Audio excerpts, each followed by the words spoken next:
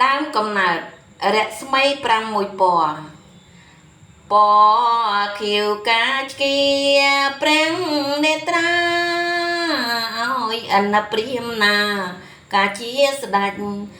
នាមស្រីពេងរៀងចង់សម្រេចឲ្យបានសារពេញសង្ស្ដាចាពណ៌លឿងកាសាញ់ធ្វើមៀងបិទលន់អង្គប្រាំងពុទ្ធបដិមាព្រះអិនជាជាងច្នៃរចនាថ្វាយពោធិ៍សាធុកាពេញផែនដីក្រហមជាពណ៌ឈាមបេះដូងឈៀពីដើមទ្រូងដោយគ្មានក្មៃបិទពឹងពួងខាងប្រាំងជាងនេះ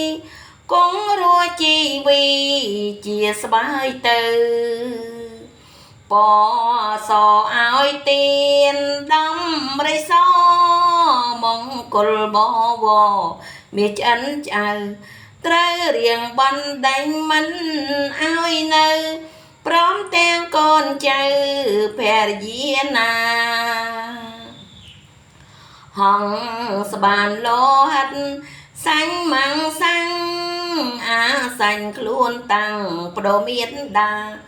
កាយ៉ាងវាចាំបរិភងក្តាជីវិតមានដារួវិញថ្មីភ្លេចពនរាយកាជាតុនសាយឲ្យទៀនពុំស្ដាយជីវិតអីលោតចូលភ្នងភ្លើងពុំថាអ្វីឲ្យជាចំណៃអនព្រាមណាការដែលបានត្រាំងជាព្រះពុទ្ធជាមកុដត្រៃភពក្នុងលោកាពណ៌ទាំង6នេះសោតណាคล้ายមកកើតជាឈពន់រាំងសីពេលនេះក្នុងលោកេសន្មត់យកពណ៌នេះកត់ជាសាញ់ក្តី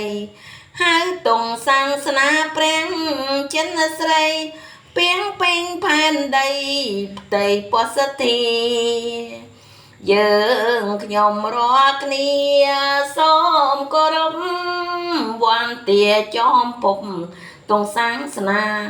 សូមមានមង្គលឈ្នះមារា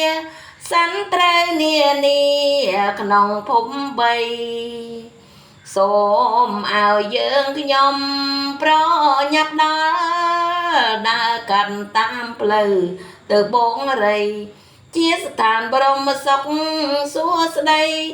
ដោយព្រះបារមីនឹមពីណង